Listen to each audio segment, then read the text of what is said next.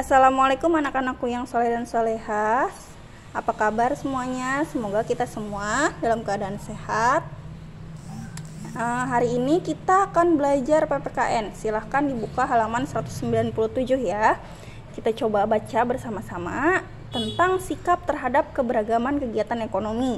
Nah, tahukah kamu apa yang dimaksud dengan kegiatan ekonomi?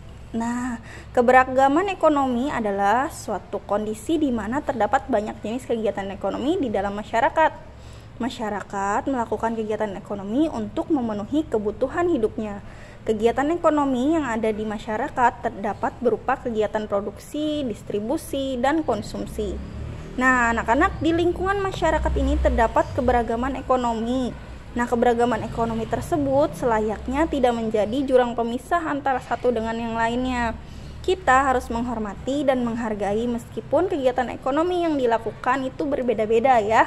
Nah, seperti contohnya nih, banyak dari kita, ada yang orang tua kita sebagai pedagang, ada yang karyawan, ya kan, ada juga misal yang sebagai guru. Nah, gimana sih cara menghormati keberagaman ekonomi tersebut?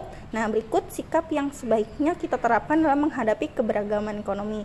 Yang pertama, kita menghormati usaha ekonomi orang lain dengan tidak iri atas keberhasilannya. Nggak usah iri-irian. Si Anu jualan bakso, padahal aku juga jualan bakso, tapi kok larisan dia ya. Nah, jangan sampai iri seperti itu. Justru kita cari kenapa bisa seperti itu, atau bisa ditanyakan langsung. Barangkali orang itu bisa mau nge-share gimana caranya supaya berhasil ya. Tidak boleh iri orang lain laris, kita tidak ya. Tapi kita cari tahu caranya bagaimana mereka bisa berhasil. Yang kedua, menjunjung tinggi setiap jenis pekerjaan yang dilakukan orang lain. Nah, menjunjung tinggi setiap jenis pekerjaan yang dilakukan orang lain. Misal nih, ada tukang sampah ya kan.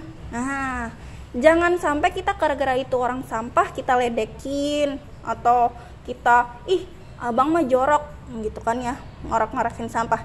Nah, yang jorok itu bukan tukang sampah ya sebenarnya. Yang jorok itu yang tidak mau buang sampah ke tempatnya. Nah, intinya ya anak-anak, tidak boleh menghina ya. Kita harus menjunjung tinggi setiap jenis pekerjaan yang dilakukan orang lain. Kalau tidak ada tukang sampah di rumah kita pasti numpuk, ya enggak? Nah, oke. Selanjutnya, yang ketiga, meneladani keberhasilan orang lain dengan meniru sikap positif orang tersebut. Nah, kayak tadi, misal kita sama-sama tukang bakso, kok orang itu bisa lebih laris? Nah, kita bisa menanyakan langsung kenapa bisa laris, ya kan? Kalau misal dikasih tahu nih, alhamdulillah dia ngasih tahu, gini loh cara masak baksonya seperti ini loh.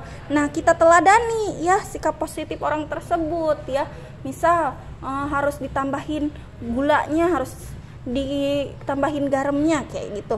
Nah, kita ikutin gitu ya. Jangan malah iri, jangan malah dengki sama orang tersebut ya, tapi kita tiru ya. Oke, selanjutnya yang keempat, menumbuhkan persaingan usaha yang sehat dalam setiap kegiatan perekonomian. Nah, bersaing secara sehat maksudnya gimana sih Bu, bersaing secara sehat? Nah, itu kan sama-sama tukang bakso misalnya ya kan. Bersaing secara sehat caranya gimana? Caranya misal gunakan promo-promo. Sekarang kan misal banyak promo beli 2 gratis 1 kayak gitu. Jangan malah bersaing tidak sehat, misal main dukun. Ada nggak yang zaman sekarang masih main dukun ya kan? Diapain lah biar baksonya basi lah, apalah kayak gitu. Misal pada ngomel-ngomel di depan gerobaknya lah atau gimana, itu tidak boleh ya. Nah, namanya tidak sehat. Tapi kalau bersaing sehat, kita misal memunculkan promo, memunculkan menu-menu baru dari bakso kita supaya bakso kita lebih laris. Nah, itu namanya bersaing sehat. Oke, selanjutnya nih teman-teman, ada teks tentang sahabat yang tak terpisahkan. Ada Hani dan Dwi. Hani dan Dwi telah berteman selama sekali. Mereka berteman sejak belum bersekolah. Semua tahu bahwa Hani dan Dwi tak terpisahkan. Persahabatan mereka tetap terjalin erat sampai kini. Mereka telah duduk di kelas 6 di sekolah yang sama. Hani dan Dwi memiliki latar belakang ekonomi keluarga yang jauh berbeda. Hani adalah anak seorang pengrajin batik yang sukses. Adapun Dwi adalah seorang penjual kue yang sederhana.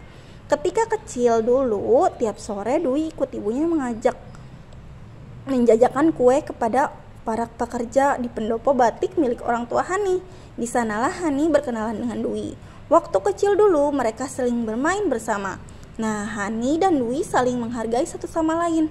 Itulah yang membuat persahabatan mereka bertahan lama. Hani tidak pernah menganggap dirinya lebih baik daripada Dwi. Bukan hanya Dwi yang sering bermain ke pendopo batik Hani, tapi Hani pun tak sungkan bermain ke rumah sederhana milik keluarga Dwi.